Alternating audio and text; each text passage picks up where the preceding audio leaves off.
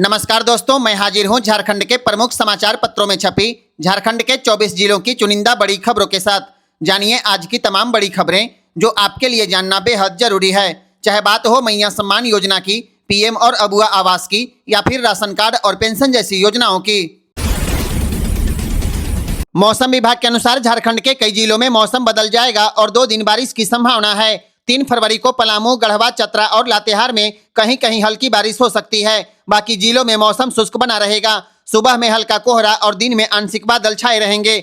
4 फरवरी को पश्चिमी झारखंड के साथ सिमडेगा, सरायकेला खरसावां, पूर्वी सिंहभूम और पश्चिमी सिंहभूम में हल्की बारिश की संभावना जताई गई है। बारिश के बाद तापमान में गिरावट होगी और ठंड का असर बढ़ जाएगा। मौसम विभाग के अनुसार सुबह में कोहरा और दिन में आंशिक बादल छाए रहने की संभावना है।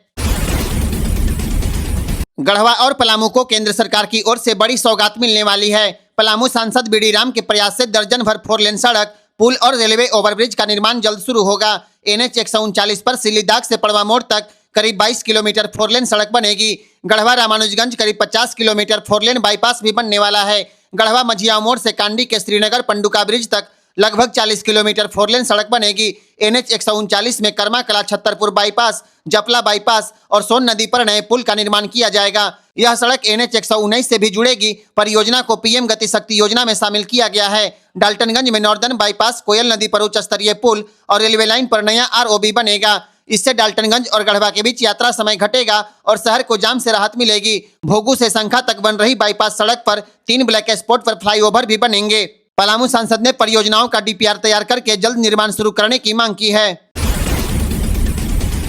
गढ़वा जिले के रंका सब्जी बाजार में अतिक्रमण हटाने की कार्रवाई के बाद जमकर हंगामा हो गया। पणन सचिव राजीव रंजन की मौजूदगी में JCB से करीब 50 झुग्गी झोपड़ी और सब्जी दुकानों को हटा दिया गया। कार्रवाई से नाराज दुकानदारों ने शाम 5 बजे से NH 343 को जाम कर दिया। सब्जी लेकर दुकानदार सड़क पर ही बैठ गए, जिससे अंबिकापुर रोड पर वाहनों की लंबी कतार लग गई। पणन सचिव के अनुसार बाजार समिति की 4 एकड़ 64 डिसमिल जमीन है। करीब 1 एकड़ पर वैध दुकानें बनी हैं और बाकी जमीन पर अवैध कब्जा कर दुकान चलाई जा रही थी। कार्रवाई के दौरान दुर्गा मंडप के पास विरोध बढ़ा तो टीम को कुछ देर के लिए वापस लौटना पड़ा। बाद में पुलिस बल के साथ दोबारा पहुंचकर अतिक्रमण को हटाया गया। दुकानदारों का आरोप है कि सिर्फ छोटे व्यापारियों की दुकानें तोड़ी गई और बड़े दुकानदारों पर कोई कार्रवाई नहीं हुई। ग्रामीणों ने पूरे जमीन की मापी करके समान रूप से अतिक्रमण हटाने की मांग की है। दुमका में लगने वाले हिजला मेला की तिथि में संशोधन कर दिया गया। अब राजकीय जनजातीय हिजला मेला 13 फरवरी से 20 फरवरी तक आयोजित होगा। पहले यह मेला 20 से 27 फरवरी तक निर्धारित था। नगर निकाय चुनाव की तिथि घोषित होने के बाद मेला की तिथि में संशोधन किया गया है। DC ने सभी संबंधित विभागों को संशोधित तिथि के अनुसार तैयारी समय पर पूरी करने का निर्देश दिया गया है। मेला के दौरान सांस्कृतिक कार्यक्रम भी आयोजित होंगे। इन कार्यक्रमों में जनजातीय कला, संस्कृति और लोक परंपराओं की झलक दिखेगी। हिजला मेला दुमका का ऐतिहासिक मेला है। इसकी शुरुआत 1890 में ब्रिटिश काल के दौरान हुई थी। बाद में इसे राजकीय जनजातीय मेला का दर्जा दे दिया गया। गढ़वा कोर्ट ने 45 साल के विधवा महिला से हैवानियत के मामले में बड़ा फैसला दिया है। अपर जिला एवं सत्र न्यायाधीश प्रभात कुमार शर्मा की अदालत ने रंका के मानपुर गांव निवासी नासिर अंसारी को दोषी ठहराया है। अभियुक्त को 10 साल की सश्रम कारावास और 5,000 रुपए जुर्माने की सजा दी गई है। जुर्माना नहीं देने पर अतिरिक्त 6 महीने की सजा भुगतनी होगी। घटना 24 फरवरी 2023 की है, जब पीड़िता जलसा में जा रही थी। उसी दौरान आरोपी ने झांसा देकर उसे बाइक पर बैठाया, सुनसान जंगल में ले जाकर धमकी दी और हैवानियत की घटना को अंजाम दिया। घटना के बाद उसे गांव के पास छोड़कर फरार हो गया था। मामले में BNS की धारा 376 के तहत सजा सुनाई गई। अब चूहों से छुटकारा पाने के लिए जहर या फंदे की जरूरत नहीं पड़ेगी। बिहार में एक ऐसी स्मार्ट मशीन तैयार की गई है जो चूहों को मारती नहीं बल्कि उन्हें खुद ब खुद भगा देती है। यह मशीन अल्ट्रासोनिक आवाज और खास सुगंध तकनीक का इस्तेमाल करती है। इससे चूहे घर, गोदाम और खेत से दूर भाग जाते हैं। इस तकनीक में कोई जहरीला केमिकल या खतरनाक दवा नहीं है, यानी इंसानों और अन्य जानवरों के लिए पूरी तरह सुरक्षित है। यह आविष्कार BRA बिहार विश्वविद्यालय के वैज्ञानिकों ने किया है। जंतु विज्ञान के विशेषज्ञों की टीम ने इसे लंबे शोध के बाद विकसित किया है और इस देसी तकनीक को अंतर्राष्ट्रीय पहचान तब मिली जब ब्रिटेन की United kingdom intellectual property office ने इसे डिजाइन पेटेंट दे दिया है। झारखंड सरकार ने सरकारी धन की सुरक्षा को लेकर एक बड़ा फैसला लिया है। अब सेंट्रल बैंक ऑफ इंडिया और केनरा बैंक में कोई नया सरकारी खाता नहीं खोला जाएगा। इसके साथ ही इन बैंकों में जमा सरकारी राशि वापस लेने का निर्देश दिया गया है। यह कदम 109 करोड़ रुपए की अवैध निकासी के मामले के बाद उठाया गया है। पिछले साल सरकारी फंड को फर्जी दस्तावेज के आधार पर निकाल लिया गया था। जांच में सामने आया कि इस घोटाले के लिए कुल 909 बैंक खातों का इस्तेमाल किया गया अब तक 350 खातों से करीब 47 करोड़ रुपए फ्रीज किए जा चुके हैं। छापेमारी में 1 करोड़ 23 लाख रुपए नगद और करीब 16 लाख रुपए के आभूषण भी बरामद किए गए हैं। मामले में बैंक मैनेजर समेत 6 लोगों को गिरफ्तार किया जा चुका है। सरकार ने साफ कर दिया है कि राज्य के किसी भी विभाग, कार्यालय, निगम या बोर्ड द्वारा इन दोनों बैंकों में राशि जमा या ट्रांसफर नहीं की जाएगी। जांच अभी जारी है और मुख्य साजिशकर्ता फरार बताया जा रहा है। पलामू पुलिस ने अवैध अफीम और शराब तस्करी के खिलाफ बड़ी कार्रवाई की है। सदर थाना पुलिस ने 2 मामलों में 4 आरोपियों को गिरफ्तार कर लिया। पहली कार्रवाई में रजवाड़ी चौक के पास वाहन जांच के दौरान एक ऑटो से 800 ग्राम अफीम बरामद किया गया। गिरफ्तार आरोपी सुचित भुइयां और कुलेंदर भुइयां हैं। पुलिस के अनुसार यह अफीम पंजाब भेजी जानी थी। दूसरी कार्रवाई में भारी मात्रा में अवैध शराब जब्त की गई। शराब की तस्करी पानी सप्लाई के बिल के नाम पर की जा रही थी। यह खेप रांची के लालपुर से खरीदी गई थी और बिहार के औरंगाबाद भेजी जा रही थी। मौके से सरोज प्रजापति और सुरेंद्र महतो को गिरफ्तार किया गया। पुलिस पूरे नेटवर्क की जांच में जुट गई है। रांची में करमटोली चौक से चिरौंदी साइंस सिटी तक नया फ्लाईओवर बनाया जाएगा। राज्य योजना प्राधिकार समिति ने इस योजना को मंजूरी दे दी है। फ्लाईओवर की कुल लागत करीब 351 करोड़ रुपए होगी। इसमें भू अर्जन, यूटिलिटी और पाइपलाइन शिफ्टिंग और बिजली पोल हटाने का खर्च भी शामिल है। फ्लाईओवर 4 लेन का होगा और इसकी लंबाई करमटोली से चिरौंदी तक 2.71 किलोमीटर होगी। रैंप सहित कुल लंबाई 3.21 किलोमीटर होने वाली है। मोरहाबादी स्टेडियम की ओर से चढ़ने उतरने की अलग व्यवस्था की जाएगी। स्टेडियम की ओर 500 मीटर लंबा एक रैंप बनेगा। निकाय चुनाव के कारण अभी आचार संहिता लागू है, इसलिए अंतिम क्रियान्वयन से पहले सक्षम प्राधिकार की अनुमति ली जाएगी। इसके अलावे अरगोड़ा फ्लाईओवर पर फिलहाल रोक लग गई है। समिति ने इसके डिजाइन पर पुनर्विचार करने को कहा है। देखा जाएगा कि राउंड अबाउट वाला डिजाइन जाम बढ़ाता है या नहीं। जरूरत पड़ी तो नया विकल्प तलाशा जाएगा। झारखंड से विदेश भाग चुके गैंगस्टरों को अब झारखंड वापस लाया जाएगा। सीबीआई के निर्देश पर झारखंड पुलिस ने प्रत्यर्पण संधि के तहत नई पहल शुरू कर दी है। फिलहाल 3 बड़े अपराधी विदेश में बैठकर अपना गिरोह चला रहे हैं। धनबाद का प्रिंस खान दुबई से गिरोह ऑपरेट कर रहा है। इसके खिलाफ रेड कॉर्नर नोटिस पहले से जारी है। लातेहार का राहुल सिंह भी फरार है, जिसके खिलाफ ब्लू कॉर्नर नोटिस जारी किया गया है। अब उसके खिलाफ रेड कॉर्नर नोटिस जारी करने की तैयारी हो रही है। रामगढ़ का राहुल दुबे नेपाल से गिरोह चलाने की सूचना है, लेकिन इसके खिलाफ अभी कोई इंटरपोल नोटिस जारी नहीं हुआ है। सीबीआई ने फरार अपराधियों के खिलाफ नोटिस और प्रत्यर्पण को लेकर राज्यों को सक्रिय होने को कहा है। इंटरपोल रेड और ब्लू नोटिस से अपराधियों को ट्रैक करता है और एनसीबी विदेशी एजेंसियों से समन्वय करती है। हाल ही में झारखंड पुलिस अजरबैजान से गैंगस्टर मयंक सिंह को प्रत्यर्पण के जरिए भारत लाने में सफलता हासिल की है। इसके बाद उसे गिरफ्तार कर न्यायिक हिरासत में जेल भेज दिया गया। आयकर विभाग की अनुसंधान शाखा रांची ने बड़ी कार्रवाई करते हुए बाबा ग्रुप और चावल के अड़हतिया कारोबारियों पर छापेमारी की है। झारखंड और बिहार में एक साथ कुल 45 ठिकानों पर रेड की गई। इनमें रांची के 15 ठिकाने, गया और औरंगाबाद के 10-10 ठिकाने शामिल हैं। बाकी ठिकाने जमशेदपुर और पटना में हैं। रांची में नगड़ी स्थित बाबा राइस मिल, हरबू रोड का कार्यालय, कांके रोड पर मनीष साहू का घर और रातू रोड पर योगेश साहू के आवास पर टीम पहुंची। छापेमारी के दौरान कच्चे चावल कारोबार से जुड़े करोड़ों रुपए के लेनदेन के दस्तावेज मिलने की सूचना है। आयकर विभाग के अधिकारी इन दस्तावेजों की जांच में जुटे हैं और जांच पूरी होने के बाद आगे की कार्रवाई की जाएगी। झारखंड लोक सेवा आयोग ने 14वीं राज्य सिविल सेवा परीक्षा 2025 के लिए वैकेंसी जारी कर दी। इस बार कुल 103 पदों पर भर्ती होगी। पिछली भर्ती के 342 पदों की तुलना में यह करीब 70% कम है। कम सीटों के कारण इस बार मुकाबला और कड़ा होगा। ऑनलाइन आवेदन 31 जनवरी से 14 फरवरी तक किए जा सकेंगे। शुल्क भुगतान की अंतिम तिथि 15 फरवरी है। फार्म की हार्ड कॉपी 17 फरवरी तक जमा करनी होगी। प्रारंभिक परीक्षा यानी पीटी 8 मार्च को ली जाएगी। पीटी में 2 प्रश्न पत्र होंगे। कुल 400 अंकों के वस्तुनिष्ठ सवाल पूछे जाएंगे। इसके बाद मुख्य परीक्षा और इंटरव्यू होगा। अंतिम मेरिट मुख्य परीक्षा और साक्षात्कार के अंकों से बनेगी। सबसे ज्यादा पद पुलिस और प्रशासनिक सेवाओं के हैं। सबसे कम पद जिला समादेष्टा और सहायक निबंधक और काराधीक्षक के हैं। आवेदन शुल्क सामान्य ईडब्ल्यूएस BC1 और BC2 के लिए 600 रुपए, जबकि SC/ST झारखंड निवासी के लिए 150 रुपए है। दिव्यांग अभ्यर्थियों के लिए कोई शुल्क नहीं लिया जाएगा। सोना चांदी की कीमत लगातार बढ़ने के कारण शादी ब्याह के सीजन में आम लोगों को आभूषण खरीदने में परेशानी होने वाली है। चांदी की कीमत पहली बार 4 लाख रुपए प्रति किलो के पार पहुंच गई। सोना भी 1,83,000 रुपए प्रति 10 ग्राम के रिकॉर्ड स्तर पर पहुंच गया है। अखिल भारतीय सराफा संघ के मुताबिक एक दिन में चांदी 19,500 रुपए बढ़कर 4,04,500 रुपए प्रति किलो पर बंद हुआ। सोना 12,000 रुपए से बढ़कर 1,83,000 रुपए प्रति 10 ग्राम पर पहुंच गया। अंतर्राष्ट्रीय बाजार में सोना $5,595 और चांदी $120.45 प्रति औंस के नए रिकॉर्ड पर ट्रेंड कर रही है। रेलवे के यात्रीगण कृपया ध्यान दें, रांची रेल मंडल से चलने वाली कई ट्रेनों को रद्द कर दिया गया है। वर्धमान हटिया मेमू एक्सप्रेस 1 फरवरी तक सिर्फ गोमो स्टेशन तक आएगी और जाएगी। यह ट्रेन गोमो से हटिया के बीच पूरी तरह रद्द रहेगी। टाटानगर हटिया एक्सप्रेस 31 जनवरी को परिवर्तित मार्ग से चलेगी। यह ट्रेन चांडिल, गुंडा बिहार, मोरी होकर चलेगी, जबकि पुरुलिया और कोटशिला रूट पर नहीं जाएगी। टाटानगर हटिया मेमू का टर्मिनल स्टेशन बदला गया है। अब यह ट्रेन 5 फरवरी से टाटानगर की जगह आदित्यपुर स्टेशन से चलेगी। आदित्यपुर से इसका प्रस्थान समय सुबह 4:35 में होगा। Bokaro steel city Bardhaman MEMU passenger को 31 जनवरी से अगले आदेश तक 3 नए ठहराव दिए गए हैं। पुंदाग में आगमन 3:46 में और प्रस्थान 3:47 में होगा। बेगुनकोदर में आगमन 4:07 में और प्रस्थान 4:08 में होगा। झालीदा में आगमन 4:12 में और प्रस्थान 4:13 में होगा। यात्रियों से यात्रा से पहले ट्रेन की स्थिति जांचने की अपील की गई है। हाट बाजारों में पॉकेट से मोबाइल चोरी की घटनाओं के बारे में आपने जरूर सुना होगा। मोबाइल चोरी की इन घटनाओं के पीछे गुलगुलिया गैंग का हाथ होने का खुलासा हुआ है। रांची पुलिस की जांच में पता चला है, यह गैंग बच्चे और बच्चियों को अगवा करके शहर और ग्रामीण इलाकों के हाट बाजारों में पॉकेट मारी कराता था। इसके बदले बच्चों को 100 से 1000 रुपए दिए जाते थे। इसी पैसे से अगवा बच्चों का खाना खर्चा चलता था। पुलिस के अनुसार बच्चों को 1.5 से 2 महीने तक पॉकेट मारी की ट्रेनिंग दी जाती थी। ट्रेनिंग के बाद गैंग का एक सदस्य उन्हें रोज बाजार में छोड़ता और शाम को वापस ले जाता था। जांच में यह भी सामने आया कि रांची समेत पूरे राज्य में 100 से ज्यादा बच्चियों से पॉकेटमारी कराई जा रही थी। रांची के मौसीबाड़ी खटाल से अगवा किए गए अंश और अंशिका की बरामदगी के बाद यह खुलासा हुआ है।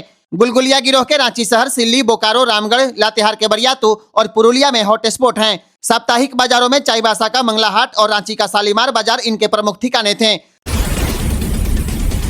सुप्रीम कोर्ट ने गुरुवार को यूनिवर्सिटी ग्रांट्स कमीशन के नए नियमों पर अगले आदेश तक रोक लगा दी है। सीजेआई सूर्यकांत और जस्टिस जॉय माल्या की बेंच ने कहा कि नियमों के प्रावधान स्पष्ट नहीं है और इनका गलत इस्तेमाल हो सकता है। सुप्रीम कोर्ट ने केंद्र सरकार और यूजीसी को नोटिस जारी किया है। साथ ही नियमों का ड्राफ्ट दोबारा तैयार करने का निर्देश दिया है। यूजीसी ने 13 जनवरी को नए नियम नोटिफाई किए थे। नियम लागू होने के बाद सवर्ण छात्रों के विरोध प्रदर्शन शुरू हो गए थे। मामले में सुप्रीम कोर्ट में कई याचिकाएं दायर की गईं। याचिकाओं में आरोप है कि यूजीसी ने जाति आधारित भेदभाव की गैर समावेशी परिभाषा अपनाई, जिससे कॉलेजों में अराजकता फैल सकती है। झारखंड में डीएमएफटी फंड से पंचायतों का उद्धार करने की बजाय जिलों के उपायुक्तों के बंगलों को चमकाने का काम किया जा रहा है। प्रभात खबर में छपी रिपोर्ट के अनुसार राज्य की करीब 50% पंचायतें माइनिंग प्रभावित क्षेत्र में हैं। इनकी संख्या करीब 2000 है और इनमें डीएमएफटी फंड से काम को प्राथमिकता देने का प्रावधान है। नियम के अनुसार खनिज रॉयल्टी का 30% डीएमएफटी फंड में जमा होता है, जिससे माइनिंग प्रभावित क्षेत्रों में विकास कार्य होना चाहिए। लेकिन ग्रामीण इलाकों में प्रदूषण, बीमारियां और टीबी के हजारों मरीज हैं। इसके बावजूद डीएमएफटी के पैसे से शहरों में डीसी के बंगले चमकाए जा रहे हैं और जिम बनाए जा रहे हैं। बोकारो जिले में 2019-20 के बीच 1 करोड़ 8 लाख रुपए की लागत से 24 ओपन जिम बनाए गए। इन जिम के लिए ग्राम सभा की सहमति भी नहीं ली गई। चतरा और लोहरदगा में 1 करोड़ 15 लाख रुपए की लागत से डीसी कार्यालय और कलेक्ट्रेट भवन का जीर्णोद्धार कराया गया। रांची जिले में डीएमएफटी फंड से 85,86,000 रुपए की लागत से मैक्लुस्कीगंज में डाक बंगला बनाया गया। इन सभी मामलों पर महालेखाकार यानी एजी ने आपत्ति जताई है। मैट्रिक और इंटरमीडिएट की परीक्षा तिथि में संशोधन किए जाने की संभावना है, क्योंकि राज्य में नगर निकाय चुनाव 23 फरवरी को ही संपन्न होगा। राज्य निर्वाचन आयोग ने स्पष्ट कर दिया है, चुनाव की तिथि में कोई बदलाव नहीं होगा। 23 फरवरी को जैक की इंटरमीडिएट हिंदी भाषा की परीक्षा है। इसी दिन आईसीएसई 12वीं की रसायन विज्ञान की भी परीक्षा होगी। इसके अलावा 8वीं, 9वीं और 11वीं की परीक्षाएं भी प्रभावित हो सकती है। कई स्कूल परीक्षा केंद्र हैं और शिक्षक चुनाव कार्य में तैनात रहेंगे। 25 से 27 फरवरी तक 11वीं की परीक्षा प्रस्तावित है। 28 फरवरी से 2 मार्च तक 9वीं की परीक्षा निर्धारित है। 23 फरवरी को एसएससी की परीक्षा भी होनी है। शिक्षा सचिव उमाशंकर सिंह ने जैक को परीक्षा तिथियों की समीक्षा करके रिपोर्ट देने को कहा है। नगर निकाय चुनाव की तिथि में संशोधन आसान नहीं है, क्योंकि इसके लिए राज्य मंत्रिपरिषद और राज्यपाल की स्वीकृति जरूरी होगी। ऐसे में मैट्रिक और इंटरमीडिएट की परीक्षा में ही संशोधन किए जाने की संभावना जताई जा रही है। राज्य सरकार ने सीएम फेलोशिप योजना की राशि 10,000 रुपए बढ़ाने का निर्णय लिया है। फिलहाल विद्यार्थियों को 25,000 रुपए प्रत्येक माह मिलते हैं। अब इसे बढ़ाकर 35,000 रुपए करने का प्रस्ताव है। इस प्रस्ताव पर कैबिनेट की मंजूरी अभी बाकी है। इस योजना से राज्य के विश्वविद्यालय, महाविद्यालय, इंजीनियरिंग कॉलेज और पॉलिटेक्निक संस्थानों में पढ़ने वाले विद्यार्थी लाभान्वित होंगे। अब तक विभिन्न विश्वविद्यालयों से 74 विद्यार्थियों का चयन किया गया है। इनमें 51 विद्यार्थियों को दूसरी किस्त जारी की जा चुकी है। 23 नए आवेदन के आधार पर विद्यार्थियों का चयन किया गया है। उच्च शिक्षा निदेशक ने 74 विद्यार्थियों के लिए 18,50,000 रुपए की राशि स्वीकृत कर दी है। यह राशि डीबीटी के माध्यम से आधार लिंक बैंक खातों में भेजी जा रही है। योजना का लाभ लेने में रांची विश्वविद्यालय सबसे आगे है। नीलांबर, पीतांबर और कोल्हान विश्वविद्यालय का प्रदर्शन कमजोर पाया गया है। यह योजना यूजीसी नेट उत्तीर्ण और पीएचडी में पंजीकृत विद्यार्थियों को अधिकतम 4 साल तक वित्तीय सहायता देती है। यात्रीगण कृपया ध्यान दें, रांची मंडल में चल रहे विकास कार्यों के कारण कई पैसेंजर ट्रेनों को रद्द कर दिया गया है। हटिया राउरकेला पैसेंजर 1 से 4 फरवरी तक रद्द रहेगी। इसके साथ ही राउरकेला हटिया पैसेंजर को 2 से 5 फरवरी तक रद्द कर दिया गया है। इसके अलावा हटिया झारसुगुड़ा हटिया मेमू को भी 1 से 4 फरवरी तक रद्द किया गया है। रेलवे के अनुसार यह निर्णय रांची मंडल में विकास कार्यों के चलते लिया गया है। यात्रियों से यात्रा से पहले ट्रेन की स्थिति जांचने की अपील की गई है। इसी तरह की आम लोगों से जुड़ी हर खबरों के लिए जीपीएल न्यूज को फॉलो जरूर करें। शादी ब्याह का सीजन बहुत जल्द शुरू होने वाला है। 1 फरवरी को माघ पूर्णिमा का व्रत रहेगा और इस दिन कल्पवास की भी समाप्ति होगी। इसी दिन शुक्र ग्रह का उदय होगा और मांगलिक कार्य की शुरुआत हो जाएगी। दरअसल शुक्र ग्रह के अस्त रहने के कारण मकर संक्रांति के बाद भी मांगलिक कार्य शुरू नहीं हो पाए थे। अब 1 फरवरी को शाम 6 बजे शुक्र ग्रह पश्चिम दिशा में उदित होंगे। इसके बाद 4 फरवरी से शादी ब्याह का लग्न आधिकारिक रूप से शुरू हो जाएगा। फरवरी महीने में विवाह के लिए हस्त, स्वाति, रोहिणी, मृगशिरा और अनुराधा जैसे कई शुभ नक्षत्र उपलब्ध रहेंगे। ऋषिकेश पंचांग के अनुसार फरवरी माह में कुल 17 विवाह मुहूर्त हैं, जबकि मार्च और जून महीना में 12 मुहूर्त रहेंगे। इस साल ज्येष्ठ अधिक मास भी पड़ रहा है। इस कारण 17 मई से 15 जून और 16 जून से 14 जुलाई तक ज्येष्ठ मास रहेगा। रांची शहर में अब लापरवाही नहीं चलेगी। खुले में पेशाब करने, सड़क दीवार और सार्वजनिक जगहों पर पान गुटखा थूकने वालों से ऑन द स्पॉट जुर्माना वसूला जाएगा। रांची नगर निगम के अपर प्रशासक संजय कुमार ने इन्फोर्समेंट टीम को साफ निर्देश दिया है। स्वच्छता सर्वेक्षण 2025-26 की तैयारियों के बीच नगर निकाय चुनाव को लेकर आदर्श आचार संहिता का उल्लंघन करने वालों पर भी सख्त कार्रवाई की जाएगी। नगर निगम का फोकस है कि रांची को स्वच्छ, सुंदर और गंदगी मुक्त बनाया जाए। अब अगर कोई सड़क पर मलबा डंप करता है, खुले में कचरा फेंकता है या दुकान प्रतिष्ठान के बाहर डस्टबिन नहीं रखता है तो उससे भी जुर्माना वसूला जाएगा। नगर निगम ने स्पष्ट कर दिया है कि नियम तोड़ने वालों को जेब ढीली करनी होगी। यात्रीगण कृपया ध्यान दें, अब शताब्दी एक्सप्रेस का ठहराव पाकुड़ में होगा। इसके साथ ही विक्रमशिला एक्सप्रेस के मेल के लिए पाकुड़ से भागलपुर तक एक लोकल ट्रेन चलाई जाएगी। पूर्व रेलवे के सीपीआरओ शिवराम मांझी ने इसकी पुष्टि की है। हावड़ा में हुई वार्ता में पाकुड़ एवं साहिबगंज जिले के शिष्टमंडल ने भाग लिया। विधायक स्टीफन मरांडी ने बताया कि फिलहाल पाकुड़ में शताब्दी एक्सप्रेस के ठहराव पर सहमति बनी है। इसके साथ ही जब तक पाकुड़ से दिल्ली के लिए सीधी ट्रेन नहीं मिलती है, तब तक विक्रमशिला एक्सप्रेस के मेल के लिए पाकुड़ से भागलपुर तक लोकल ट्रेन चलाई जाएगी। इसके अलावा बनांचल एक्सप्रेस में एसी प्रथम श्रेणी और साहिबगंज हावड़ा इंटरसिटी में एक बोगी एसी 3 टियर जोड़ने पर सहमति बनी है।